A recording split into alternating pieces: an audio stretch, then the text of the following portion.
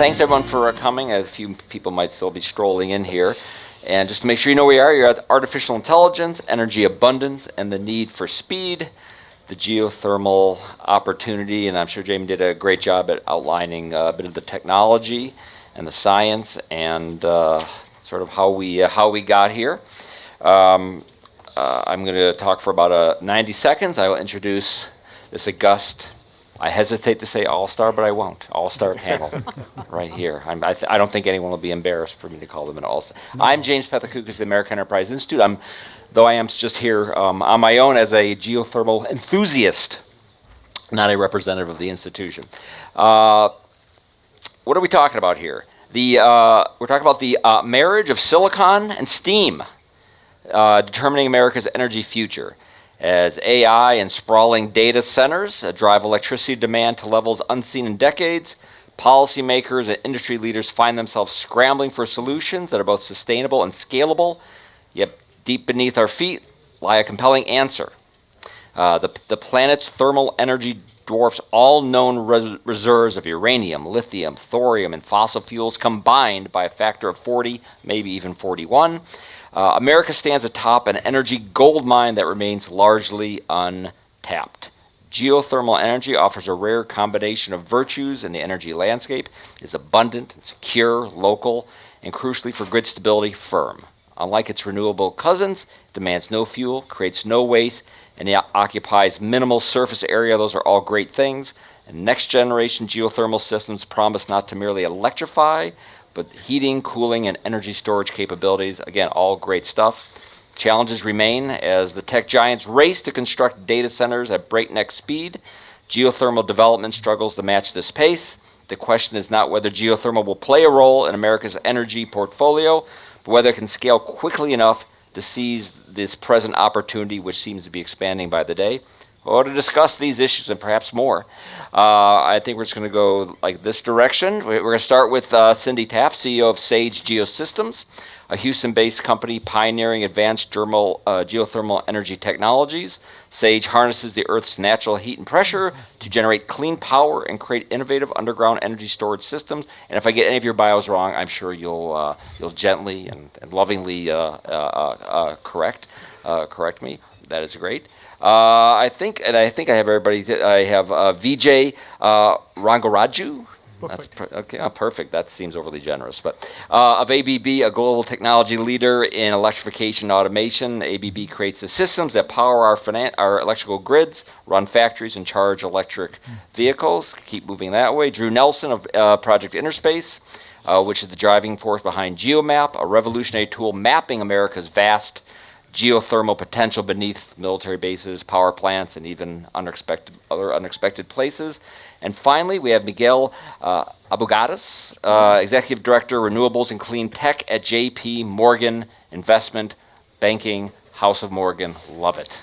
Good. Thanks, everybody, for coming. Cindy, we're going to start with you. You were an oil and gas industry executive turned geothermal entrepreneur. So I wonder if you just take a moment to tell us about that journey and perhaps even more importantly, how America can make the same journey. Yeah, no, thanks, James. So yeah, again, Cindy Taft with Sage Geosystems. So my background is 35 years in oil and gas, so I worked for Shell. Actually, most of our team has an oil and gas background. What benefit does that have? Well, we know the subsurface, which is the domain of geothermal. Not only that, but my partners spent their careers in oil and gas developing pretty complex technologies and bringing those technologies from idea to commercialization, which is what we need for geothermal. And then it's project management skills. Those are what an operator, that's the DNA of an operator's project management skills. And so for Sage, we really need those project management skills right now because we're moving from technology de-risking to actually building projects. And I think the energy landscape needs those project management skills because of the electricity demand that's out there right now for national security, for AI. If you look at AI as an arms race, we need a lot of electricity for AI. Yeah, it's interesting because to me it seems such like a natural thing for a country which built oil and gas industry and then went to sort of the shale revolution. This seems like such a natural next step How can that be accelerated? Like, what is happening to make you think that next step is going to happen and happen sort of the big way to meet these kind of energy demands, which you just talked about and which Jamie talked about a few moments ago? They seem fairly substantial. Yeah, I mean, so geothermal power generation has been around for 100 years. So if you guys think about Iceland or the geysers of California, right, that's conventional geothermal. And I think Jamie touched on this. We're tapping into next generation geothermal, which is geothermal that is in rock that is hot, but it doesn't contain those huge volumes of water to bring it to surface. So you have to have the innovation, as you're saying, James, to drill for these formations, and then also to economically pump water from the surface into those formations, harvest the heat, and then bring that heat back to the surface to use for either heating or for electricity generation. And I do think it is the innovation, the evolution of the oil and gas industry that is going to bring us there and bring us to a point where we can deliver this cost effectively. Yeah. Just take one more moment, because since there are sort of there's different acronyms, different companies sort of have their different flavor of what they're doing. Just to be clear, like what your company is doing. Yeah, what we're doing, you mentioned in my intro, we call it pressure geothermal. So when we pump the water into the earth, we're using not only the heat of the earth, but the pressure of the earth.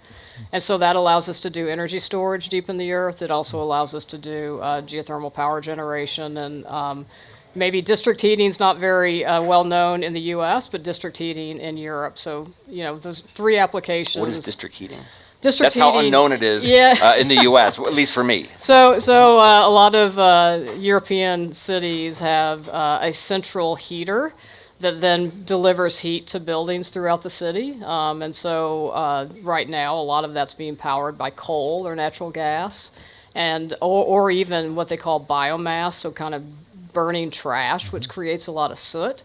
And so they're wanting a more natural way of heating the buildings, and geothermal heat is that direct way. You just bring the heat out of the earth, and then you can put that heat into the buildings to heat the buildings. And where, of those like three areas, sort of that what you just mentioned, and then you have actually power generation. Imagine, at some point this turns into steam moving turbines or energy storage. Like, which seems most promising for you? They're all promising in different ways. So wind and solar have done a great job greening the grid, but they produce energy when you don't necessarily need it. So storage helps you move that energy from a time of day when the demand is low to a time of day of demand is high. Or you can combine storage with wind and solar and make 24/7 baseload energy. Geothermal electricity, power generation, of course, is a baseload energy in itself. So there's a huge need for that for data centers, for obviously other industrial processes, and just to keep the electrification of our lives going. And then district heating, district heating is a low-hanging fruit again in the European countries for decarbonizing those processes. And my last question for you before we move down, I haven't forgot about everybody else, are the prospects for your company and like in the conversations that you have with potential partners, how have they changed over like the last year to 18 months as it becomes clear that like AI looks like it's a real technology and everybody's going to be all in and we're going to be building data centers? Like, how are those conversations changed maybe what they were like 2 years ago? Yeah, I'll use an example, because we're very excited about this. We just had a press release yesterday where we were deemed awardable under a U.S. Air Force trade winds platform, where now we can be basically approached by any military base or even a government entity for our technology. So I think this need for energy again is being a national security is real, and I see the Department of Defense being very proactive, particularly the Air Force being very proactive in getting that out there and getting it front and center and making it easier for companies like us to be connected in a global sense to the need or demand. Vijay, tell me about this project that SAGE and ABB recently came together, a big development. Tell me, it sounds super interesting. I'll let you give all the hot details, that no pun intended. Oh, thank you. Yeah, basically, I don't know what everybody knows about ABB. ABB is a technology solution provider for automation, electrification, and digital solutions for geothermal industry for past 40 plus years. And this partnership with Sage is unique because we'll be engaged with them, working hand in hand with them in developing reliable, predictable systems. This also includes developing standards, standardization, modularization solutions, because we all talk about CapEx, OpEx situation. This type of developments will help to reduce the CapEx, OpEx, and also the speed of delivery. That's a key part of it, right? We cannot, when Jamie's talking about there is inefficiencies there, that is true, but we can do, what ABB can do is we can minimize some part of it, some percentage of it from our side of it, so. So it's who is supposed to be getting the energy from this collaboration? What's that timeline like? So to be specific on. This is like the Meta deal, right? Yes. Yes. Yes. Tell me, what is that exactly?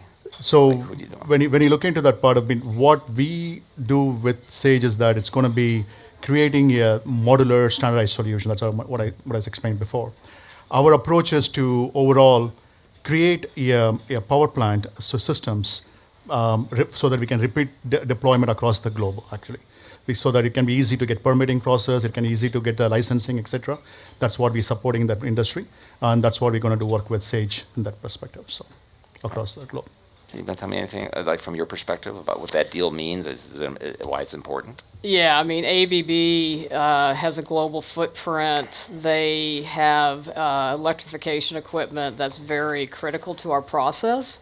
And so we're already in discussions with them on how to make it's all in the quest of driving down that cost per kilowatt hour. So it's not only the drilling cost, but it's also the power plant cost. And we're working with ABB on how to optimize the power plant or the facility on the top sides and drive that cost down so that we can drive down the cost per kilowatt hour. Yeah. So what is the cost, how competitive is the cost right now, and sort of what's the goal?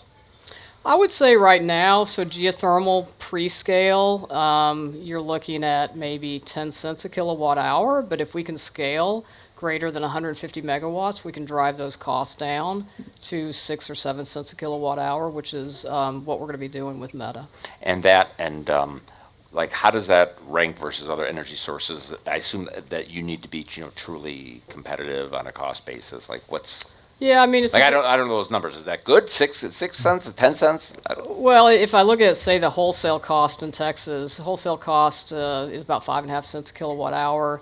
It depends on where you are. Of course, in places like Germany or California, the costs are a little bit higher as far as electricity costs. But it's getting competitive with sources like nuclear, natural gas, coal, which are the base load competitors, right? So you're looking at the competition is base load, not the intermittent wind and solar. Right. Moving on, Drew. What is the scale for this to meet data? What do we know? How much is out there? Because we're talking not just about data centers, but a growing economy needing more clean energy overall. So how do we figure? What is the possibilities, and how do we figure that out? Yeah. Hi, everybody. Drew Nelson with Project Interspace. It's good to see a lot of familiar faces and some new ones. This is really exciting stuff. We're in a world in which for decades we have thought of power as a stable, if not declining, need.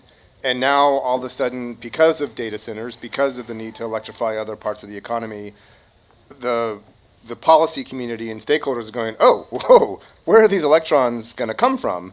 And everyone's kind of doing the Spider-Man meme where they're pointing in different directions of what's going to happen here.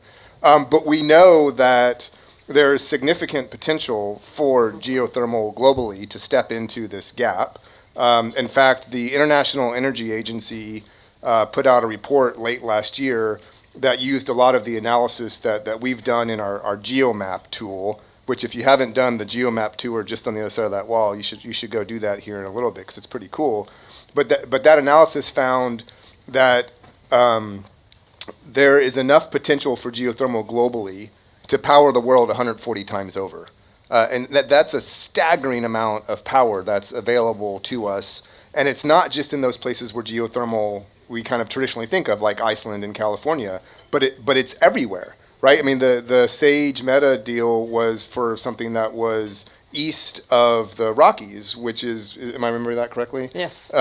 Which most people in the U.S. are like, okay, well, if it's geothermal, it's going to be in Utah, Nevada, California. But they're saying no, they're tapping into resources that are beyond what people normally think of. So first, we need more electricity. Second, we need to figure out where that's going to come from, and the scale for geothermal is huge. And then lastly, we know that there's a lot of geothermal to meet that demand for data centers. You've got the Sage Meta deal. There's a similar one with Fervo and Google. I can't share too many details right now, but this time next week, there will be an analysis that will be put out that shows that geothermal in the United States can meet over half of the projected demand for data centers. And that also is a really big deal. Cost effectively meet demand for data centers. And so in a world in which we're trying to figure out, navigate where the electrons come from, how do we do that clean, how do we do that firm, how do we do that in a way that ensures national security, builds resiliency, we now know that geothermal can be a huge part of that solution, and that's a really big deal. That's interesting because oftentimes when I hear about the potential for this technology, it's presented as part of a portfolio of technologies, but it's often described as kind of a regional answer. So as you were saying, well, okay, so out west, then geothermal might be part of the mix, but you're describing something very different and actually pretty exciting. Yeah, and I don't want to say too much because that's next week's news, not today's news. But you've whet their appetite. Yeah, exactly. But if you look at where where data centers are clustered now, geothermal can meet a big chunk of the demand for those current clusters. But if you go, wait a second, the biggest need for a data center right now is power. So where would you put a data center where you had the most amount of power? And then you cited that over the areas with the greatest amount of subsurface potential. You're really having a big impact on where those data centers are, driving down the cost of those data centers, and creating a lot of new potential for data centers to be powered. Miguel, as far as getting this industry to expand, for deployment to happen as quickly as possible, there needs to be financing for these projects. What is sort of the state of play, and where will that money come from? So I think financing for climate tech and renewables broadly, it's no secret, it's a challenging market, right? Between 2020 and 2022, an immense amount of capital went into the space, and over the last couple of years, it's just been challenging for everybody to kind of raise that growth capital. We almost have a bit of a duck curve for capital providers. We have a lot on the venture side, right, and we have a lot on the infrastructure side. But the pockets of capital they're funding kind of, I think I have my technology validated. I need $200 million, $300 million to go do the first big project that will give me the data to tap into the infrastructure fund. That's a bit where there's that missing middle, right? And I think that's where you're seeing hyperscalers play on the SMR side, another side of kind of stepping in, saying, I have the balance sheet, I have the wherewithal, I'm gonna put capital to work to accelerate these first projects. So the financing is coming, and I think part of it is it's hard, but the sector is changing the financial system in the US pretty rapidly. If you think about what we financed over the last 25 years as an industry, and where all the financial community's been focused, has been software, SaaS businesses, right? There's a well-trod playbook. Here's the venture community, here's the growth equity community, here's the crossover investor, here's the public research analyst base. This is the playbook you run.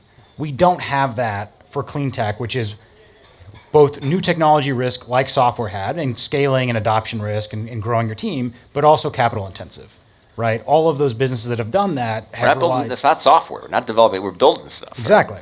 Right, and everything that's being built over the last 25 years, people outsource that manufacturing internationally, where you had other governments supporting that manufacturing base, right? And I think that's changing rapidly, right? But it's building that financial ecosystem that's going to step into that middle. And I think, look, everybody is working to find a solution, and I think companies like Sage and others are doing a great job of demonstrating how far down the tech risk curve they are, right? I think the challenge is you want to go fast, right? But it takes a while to get the data to go fast. Right, and so that's those forces pulling in opposite directions a little bit. So describe to me what that financing ecosystem ideally looks like for a company like Sage and other companies, moving down that path that you described. Yeah, I mean, there's the ideal path is, right, you've gotten kind of exactly where Sage is, right? I've gotten kind of commercial scale demonstrated projects, unit economics work, off-taker dynamics work, technology got 2-3 years of data, right? So I can go tap into the bank debt market or into the infrastructure equity market, which have a meaningfully lower cost of capital, which reduces your offtake and PPA price because you're not having to solve for such high equity returns, right? But it's really people stepping into that kind of quasi-growth infrastructure space. If you talk to the large infrastructure players, they're all trying to raise pockets. So, like, who are the large infrastructure? When you say large infrastructure, So who is that? The Antons, the GIPs, the BlackRocks, the Apollos, there's enormous capital providers out there, but their mandate isn't to take technology risk, right? And they're trying to be good partners for the system and find a way to do that. But that's where like the hyperscalers, I think, play a big role. By hyperscalers, we mean companies like... Because the Googles, the Metas, right, they can take some of that technology risk and provide the offtake, which with their offtake, and if they're willing to validate some of the technology, you can get lower cost of capital support. It's a bit of a circular dance. Right, because I mean, I've sort of been under the impression that there was like all this money out there for green tech, and there are all these like infrastructure funds, and maybe this is like my knowledge stopped being up to date in about 2021 or something. So I thought there were these huge pools of money that would be just ready to go for something that seemed to cover both bases. It's both kind of infrastructure and it's clean energy. But you're saying that like, is that, I don't know if it's because interest rates went up or what. But. So interest rates certainly play a dynamic, but part of it is, geothermal is well known. It's been around for over 100 years, right? The EGS and AGS systems are a novel approach to geothermal, right? And don't have 5 or 10 years of operational history, right? So there is an immense amount of capital out there for solar, wind, right, and growing energy storage, right? Because those are perceived as just regular way technology, no kind of growing or teething pains as those scale up, right? Geothermal is almost there, right? And we're cheering it on every day when we get another positive announcement or another, the heat decline curve is better than we thought it would be. It takes less CapEx, but it's just not quite there yet to tap into those pools of capital. And so you're seeing people be really creative to try and bridge that gap. What's the awareness level of the technology? You said it's been around for 100 years, but sort of not in this form. I mean, most people, the awareness they would have probably isn't helpful because they think of a technology when, that's, with these reservoirs close to the surface in very limited regions. So that awareness is probably unhelpful. So as far as being aware of where the technology is today, like, is that changing? Is that improving? It's changing rapidly. Events like this play a key role in that, right? But if you talk to most people about geothermal, they think about conventional geothermal, dry hole risk, right? High exploration costs, limited basin and acreage, right? That's no longer the case, right? But that just takes time to permeate. Right. And can I just by the way, I should have said, anybody feel free to jump in with your 2 cents. So just a couple quick points on that. So when I was plugging that GeoMap tool just a couple minutes ago, you can look at a map of the United States by congressional district, and it will tell you the potential for geothermal in that district. And spoiler alert, you can do some level of geothermal in every congressional district in the United States of America. Whether that is just doing the basics of home heating and cooling, which is a mature technology that's been around for 100+ years, or whether that is doing district heating, which we just talked about, or industrial heating, or power generation. There's no place in America where you can't do some of those, and in lots of places where you can do all of them. And so it's a matter of educating and raising awareness that exists, and we've gone beyond the traditional confines of Iceland and other places that people think of when it comes to geothermal. And then just one other quick thing. Sure, please. Miguel was talking about the financing thing. When the announcement was made recently that Microsoft is going to pay, I don't know how much money to reactivate a 3 Mile Island nuclear facility.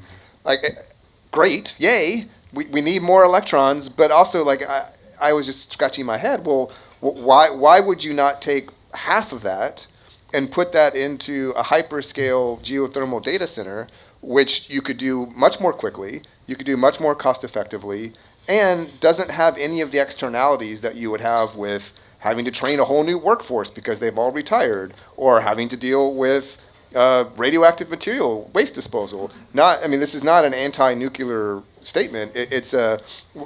Because of that narrowed lens of where we think geothermal is applicable, we aren't really making the right rational policy choices, and I think that needs to change, and I think that is starting to change, which is a big deal. Yeah, Cindy, does that echo with you as far as, that's an excellent question, like why would they go that one route or all in on one route and not geothermal? And your explanation of that is what? To Drew's point, we looked at can we scale 5 gigawatts in 5 years of geothermal? And we were asked that by Meta, and yes, we can. What does that take? It's 500 wells per year to be drilled over 5 years. That's leveraging less than 5% of the oil and gas industry, which is ready to go, ready to be pivoted. That's what Project Interspace has been working on for the last 5 years, is pivoting the oil and gas industry to do this. So it's ready to go, but as Miguel pointed out, we're in this valley of death where we're in between technology, proving the technology, and ready to scale. And so we need to get past that valley of death. And one other thing Miguel said that I thought was very interesting, because we saw the same thing, is there's been a lot of investments in software, but guys, this is a hardware problem. This is not a software problem, and Yes. it is a big infrastructure cost. And so we just have to, I think as a society, we have to wrap our mind around that this is going to be a high cost venture, and we need to get past that valley of death with money. All right, I'm gonna have like 2 questions, and then I'm gonna let everybody give like a little 90-second, like, here's what you need to know. But my 2 questions are this: are one, as far as, since obviously in Washington D.C. we're in the Capitol, we think about policy as far as what we need from government, and what either maybe you need government to do some things or stop doing some things. And one thing that pops in my head is certainly permitting reform. Anybody wish to talk about that?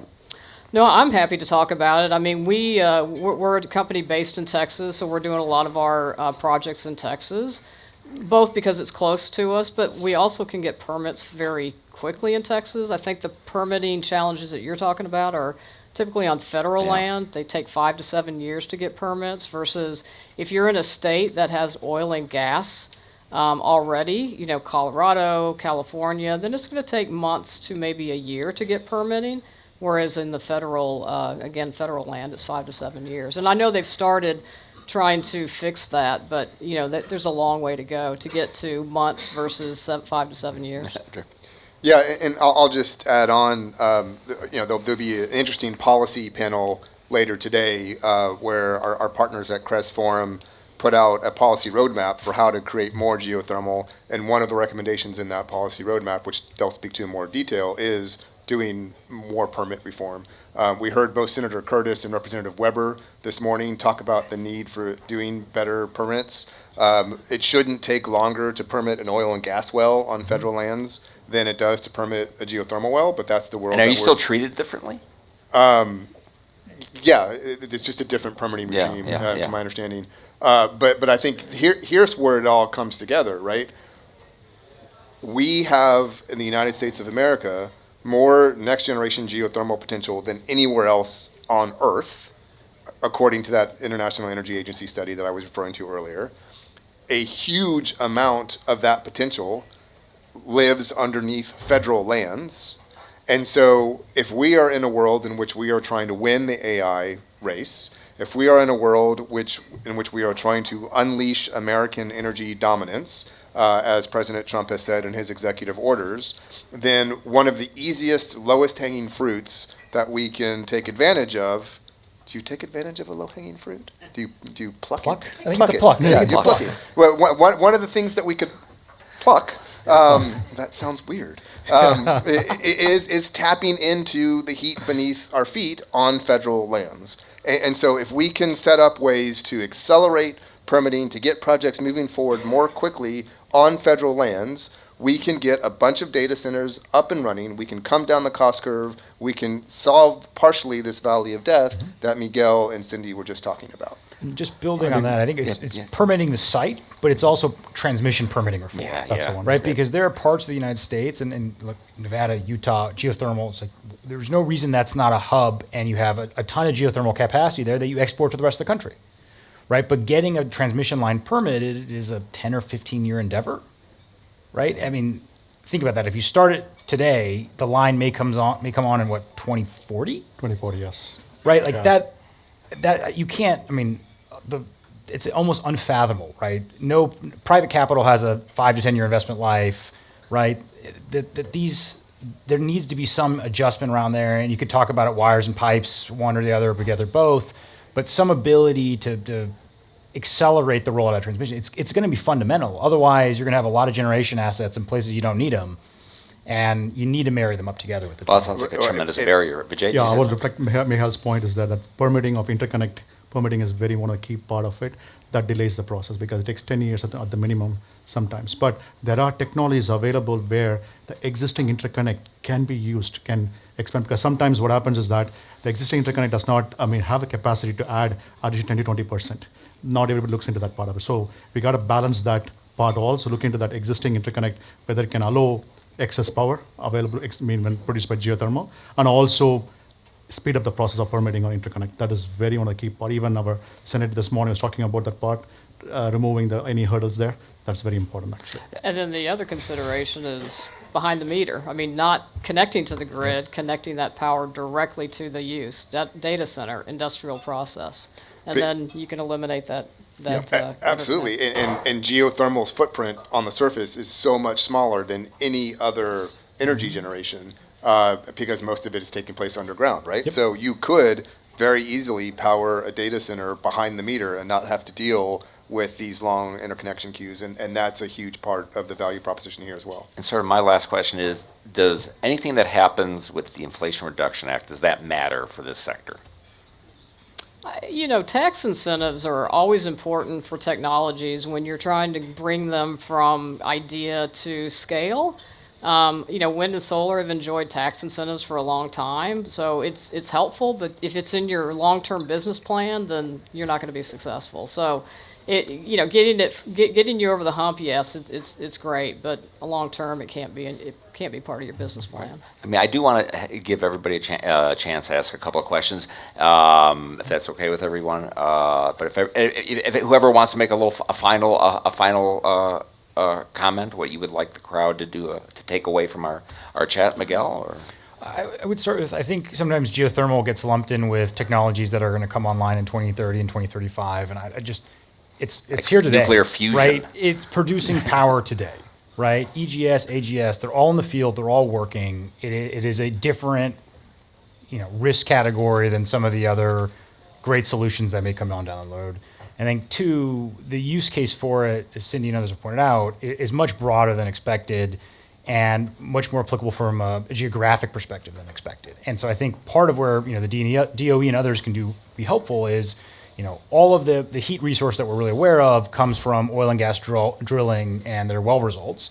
I think the DOE liftoff cited something like 15 wells drilled in Georgia, right? We don't really know the full scope of geothermal in the United States because we don't have the data yet. And that's a place where someone like the DOE could make a big impact to do a drilling program to figure out some more other places where there could be hot rock. All right, Drew, do you have anything else you'd like the crowd to? No, I think it's just worth digging deeper. See what I did there?